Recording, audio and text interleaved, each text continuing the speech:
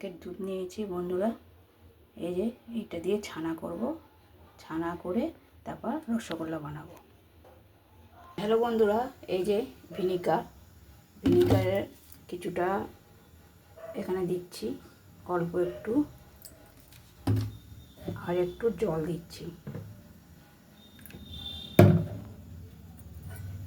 দুধটা জাল দিয়েছি, এবার একটু একটু করে দিচ্ছি ছানা করার জন্য।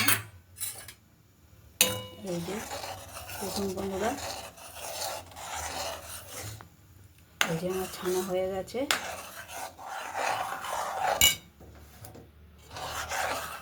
এই যে দেখুন বন্ধুরা, এই যে আমার ছানা হয়ে গেছে।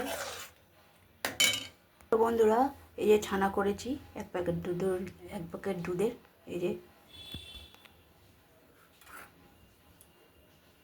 একটু ময়দা দিয়ে দিচ্ছি।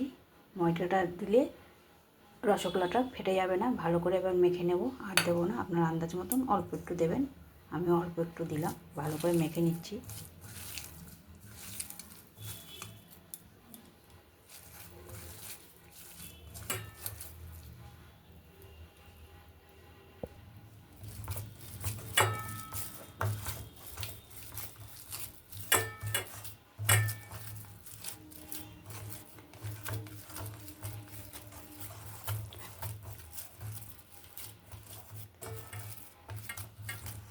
ভালো করে মেখে নেবেন, তাহলে রসগোল্লাটা ফাটবে না।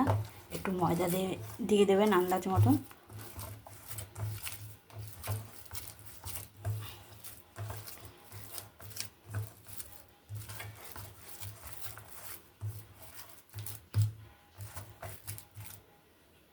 বন্ধুরা, জল দিয়েছি এর মধ্যে, এই যে চিনি দিচ্ছি আন্দাজ মতন, আপনারাও দেবেন। আমি আন্দাজ মতন দিচ্ছি,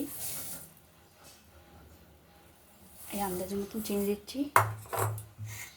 নেড়ে দিচ্ছি বন্ধুরা, ভালো করে রসটা হবে। ভালো করে নেড়ে দিচ্ছি।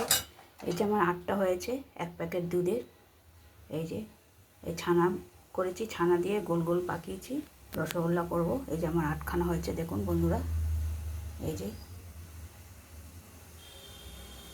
এই যে বন্ধুরা, এই চিনির শিরা হয়ে গেছে দেখুন, ফুটছে ভালো করে। এবারে আমি ছানার এগুলো আস্তে আস্তে করে, রসগোল্লার এগুলো আস্তে আস্তে করে দিয়ে দিচ্ছি দেখুন বন্ধুরা। এই যে আস্তে আস্তে করে দিয়ে দিচ্ছি।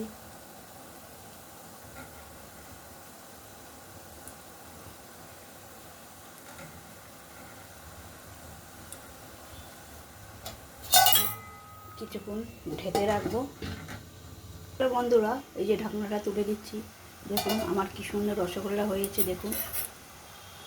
আপনারাও ঘরে এরকম করে খেয়ে দেখতে পারেন, দেখেন ভালো হয়েছে, ভালো লাগবে। দেখুন বন্ধুরা, কি সুন্দর রসগোল্লাগুলো, দেখুন সুন্দর হয়েছে দেখুন বন্ধুরা। এই যে রসগোল্লাগুলো, এবার গ্যাসটা বন্ধ করে দেব। দেখুন বন্ধুরা, এক প্যাকেট দুধে আমি 8টা করেছি রসগোল্লা। এবার আপনাদের সাইজ মতন আপনাদের হবে, আপনারা যেমন সাইজে করবেন সেরকম, বেশিও হতে পারে কমও হতে পারে। আমার 8খানা হয়েছে দেখুন, কি সুন্দর রসগোল্লা দেখুন বন্ধুরা, একদম ফুলে ফুলে আছে। আপনারাও ঘরে এরকম করে খেয়ে দেখতে পারেন, ভালো লাগবে। দেখুন ভালো হয়েছে, সুন্দর হয়েছে দেখুন বন্ধুরা।